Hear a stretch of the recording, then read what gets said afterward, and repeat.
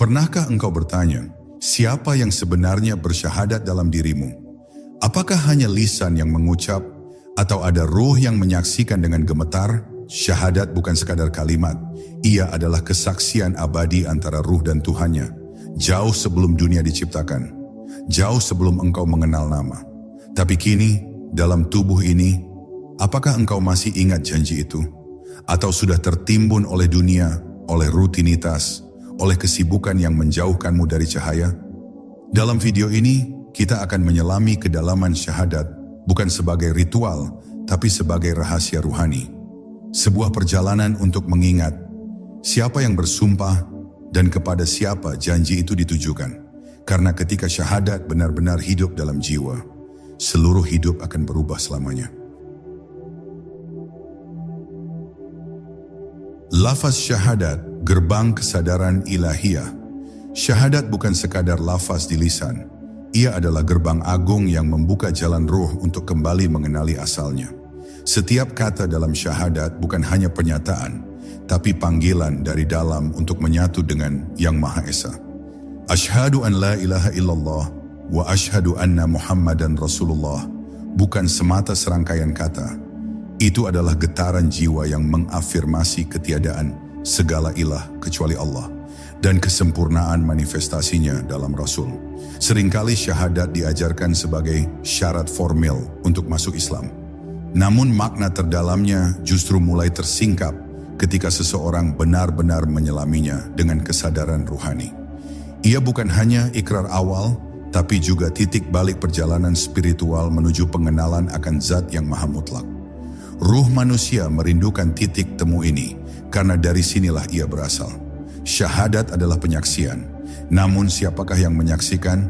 Bukan lidah, bukan pula logika. Yang menyaksikan adalah jiwa yang tersentuh oleh cahaya kebenaran, ruh yang mengenal Tuhannya sebelum jasad mengenal dunia. Maka ketika lafaz ini diungkapkan dengan kesadaran sejati, ia bukan lagi ucapan kosong. Ia adalah gema dari kesaksian primordial. Saat ruh ditanya, "Alastu bi rabbikum?" dan menjawab, "Bala." Lafaz syahadat membawa manusia pada dua poros utama, pengesaan Allah dan pengakuan atas utusannya. Tapi jika direnungkan lebih dalam, dua hal ini bukanlah dua kutub terpisah, melainkan satu aliran cahaya yang mengalir dari Tuhan menuju makhluknya, lalu kembali ke Tuhan melalui Rasul. Rasul bukan sekadar pembawa pesan, ia adalah cermin bening yang memantulkan cahaya tauhid tanpa terdistorsi oleh ego. Menyebut syahadat secara hakiki adalah membakar sekat-sekat antara hamba dan Tuhannya. Ia menghancurkan berhala dalam diri, bukan hanya berhala luar. Berhala-berhala berupa ego, ambisi, kekuasaan, bahkan ilmu yang tidak membawa kepadanya. Karena syahadat sejati tak akan lahir dari lidah yang belum tunduk atau hati yang belum hancur di hadapannya. Ketika syahadat bergetar dalam jiwa, ia menghidupkan ruh. Ia menjadikan hati menjadi wadah cahaya dan mata menjadi jendela untuk melihat tanda-tanda kebesarannya. Orang yang bersyahadat secara ruhani, hidupnya akan berubah. Bukan karena ia mempelajari sesuatu yang baru, tapi karena ia diingatkan akan sesuatu yang sudah ia kenal, yakni Zat yang sejak awal telah dekat, bahkan lebih dekat dari urat lehernya. Inilah awal dari perjalanan syahadat jiwa, sebuah ikrar yang bukan hanya terdengar di langit, tapi juga mengguncang alam batin. Sebuah panggilan untuk kembali pulang, dan hanya mereka yang mendengarnya dengan keheningan terdalam, yang akan mengerti bahwa syahadat bukanlah permulaan dari agama, tapi kebangkitan dari jiwa yang selama ini tertidur. Jiwa yang menyaksikan, siapa yang mengucap, siapa yang mengerti. Ketika lafaz syahadat keluar dari lisan, tidak semua yang mengucapkannya benar-benar tahu siapa yang berbicara dari dalam dirinya. Apakah itu hanya mulut yang menirukan bunyi, ataukah ada jiwa yang bangkit menyaksikan kebenaran agung di balik kata? Disinilah letak kedalaman syahadat yang tak terjangkau oleh lisan semata.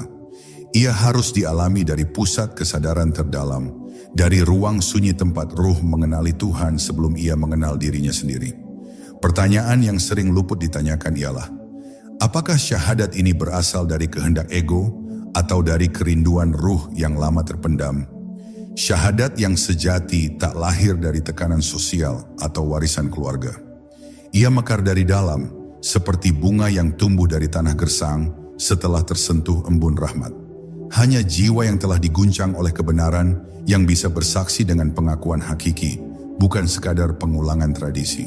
Penyaksian sejati dalam syahadat adalah keadaan di mana jiwa melepaskan seluruh ilusi dunia. Ia berdiri telanjang di hadapan Tuhannya, tanpa tameng nama, tanpa perisai status, tanpa pembenaran logika. Di saat itulah kalimat La ilaha illallah menjadi ledakan kesadaran, bukan hanya kalimat. Sebuah pengingkaran total terhadap segala yang palsu dan peneguhan mutlak terhadap yang maha nyata. Namun, ruh yang menyaksikan itu tidak dapat dibangunkan dengan paksaan atau hafalan. Ia hanya terjaga melalui perenungan mendalam, pencarian yang tulus, dan kehancuran ego yang perlahan. Jiwa perlu didera oleh pertanyaan eksistensial, dilempar ke tengah kekosongan mana, agar ia mulai mencari cahaya yang tak berubah. Di saat kehampaan dunia tak lagi bisa ditutupi, maka muncullah suara lembut dari dalam. Tiada Tuhan selain Allah. Syahadat bukan hanya bicara tentang Allah, tapi juga tentang keutuhan makna manusia. Dalam La ilaha illallah terkandung pengakuan bahwa aku ini bukan apa-apa dan semua makhluk bukan siapa-siapa. Dalam Muhammad dan Rasulullah tersimpan pengingat bahwa jalan pulang harus mengikuti teladan yang sudah menempuhnya dengan sempurna. Rasul bukan hanya tokoh sejarah, ia adalah peta jiwa yang hidup bagi siapapun yang ingin kembali ke sumber cahaya. Saat syahadat lahir dari kedalaman jiwa, seluruh hidup mulai bergetar dalam orbit tauhid. Bukan karena syariat ditambah, tapi karena kesadaran diubah. Seseorang bisa saja tetap makan, tidur, bekerja, namun ruhnya berjalan di jalan pulang yang tak terlihat. Ia menjadi saksi atas dirinya sendiri, atas setiap lintasan hati, atas setiap getaran niat. Dan inilah makna sejati dari penyaksian, menyaksikan kehadiran Tuhan dalam segala napas hidup.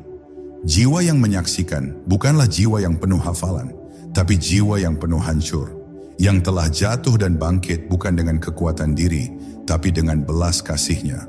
Inilah jiwa yang layak bersyahadat, bukan hanya mengucap tapi menyatu, bukan hanya bersuara tapi membiarkan ruhnya bersujud.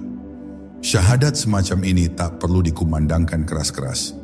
Ia bisa mengguncang langit hanya dengan bisikan sunyi di relung hati yang tersungkur. La ilaha illallah, meniadakan segala selain Dia. Makna terdalam dari La ilaha illallah bukan hanya kalimat tauhid, tapi juga proses penafian yang menyakitkan bagi ego. Ia adalah penolakan mutlak terhadap segala bentuk ketuhanan palsu yang selama ini diam-diam bertahta dalam hati manusia.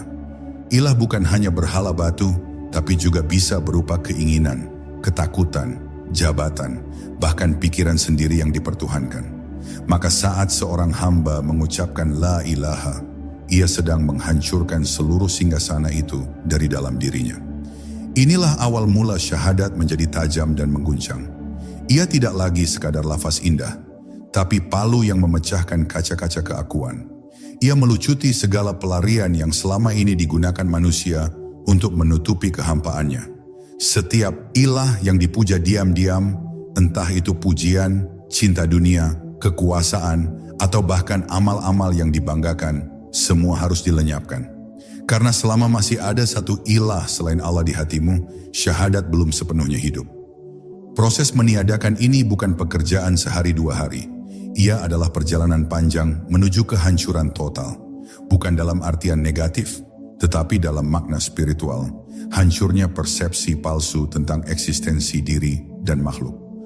Orang yang benar-benar menghayati La ilaha akan melihat bahwa segala sesuatu di luar Allah adalah fana, lemah, dan tak layak diandalkan.